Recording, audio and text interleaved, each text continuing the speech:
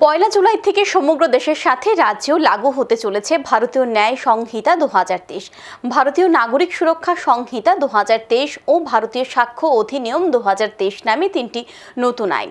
নতুন আইনের লক্ষ্য হচ্ছে দেশের ফৌজদারি বিচার ব্যবস্থার আধুনিকীকরণ, বিচার প্রক্রিয়াকে ত্বরান্বিত করা এবং ক্ষতিগ্রস্তদের সুরক্ষা নিশ্চিত করা। শনিবার মহাকরণে সাংবাদিক সম্মেলন করে এই নতুন তিনটি আইনের বিষয়ে বিস্তারিত জানান রাজ্যের স্বরাষ্ট্র সচিব পি.কে. চক্রবর্তী। পয়লা জুলাই থেকে সমগ্র দেশের সাথে রাজ্যেও লাগু হতে চলেছে ভারতীয় ন্যায় সংহিতা ২০২৩, ভারতীয় নাগরিক সুরক্ষা সংহিতা ২০২৩ ও ভারতীয় সাক্ষ্য অধিনিয়ম ২০২৩ নামে তিনটি নতুন আইন। নারী, শিশু এবং রাষ্ট্রের বিরুদ্ধে সংঘটিত অপরাধ দূরীকরণে অগ্রাধিকার দিয়ে ফৌজদারি বিচারের সংস্কার সাধন করা হয়েছে। নতুন আইনের লক্ষ্য হচ্ছে দেশের ফৌজদারি বিচার ব্যবস্থার আধুনিকীকরণ, বিচার প্রক্রিয়াকে ত্বরান্বিত করা এবং ক্ষতিগ্রস্তদের সুরক্ষা নিশ্চিত করা। শনিবার মহাকরণে সাংবাদিক সম্মেলন করে এই নতুন তিনটি আইনের বিষয়ে বিস্তারিত জানান রাজ্যের স্বরাষ্ট্র সচিব পি.কে. চক্রবর্তী। সাংবাদিক সম্মেলনে তিনি জানান, ভারতীয় ন্যায় সংহিতা ২০২৩ ভারতীয় দণ্ডবিধি ১৮৬০কে প্রতিস্থাপন করেছে। ভারতীয় নাগরিক সুরক্ষা সংহিতা ২০২৩ ফৌজদারি কার্যবিধি ১৯৭৩কে প্রতিস্থাপন করে এবং ভারতীয় সাক্ষ্য অধিনিয়ম ২০২৩ ভারতীয় সাক্ষ্য আইন ১৮৭২কে প্রতিস্থাপন করেছে।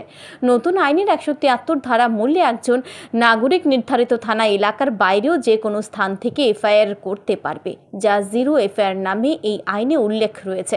নতুন এই আইনে নাগরিকদের এফআইআর করার সংস্থান রয়েছে। নতুন আইনে ছোট ছোট অপরাধের ক্ষেত্রে, বিশেষ করে শারীরিকভাবে অক্ষম বা প্রবীণ নাগরিকদের ক্ষেত্রে গ্রেফতার থেকে রক্ষা পাওয়ার সংস্থান রয়েছে। মামলা নথিভুক্ত হওয়ার ৯০ দিনের মধ্যে তদন্তের অগ্রগতি সম্পর্কে ক্ষতিগ্রস্ত মামলাকারীকে জানাতে হবে। বিএনএস এর 65 ধারা মূলে ১২ বছরের কম বয়সী মেয়েদের ধর্ষণ অপরাধের দোষীদের মৃত্যুদণ্ডের বিধান চালু করা হয়েছে বলে জানান স্বরাষ্ট্র সচিব পি.কে. চক্রবর্তী।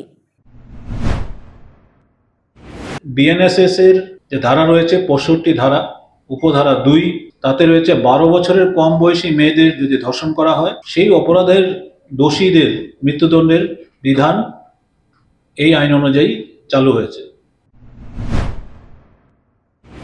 নতুন ফৌজদারি আইনে অত্যন্ত প্রয়োজনীয় সাক্ষী সুরক্ষার বিষয়টিকে গুরুত্ব দিয়ে বিবেচনা করা হয়েছে এবং নির্দিষ্ট বিধান রাখা হয়েছে।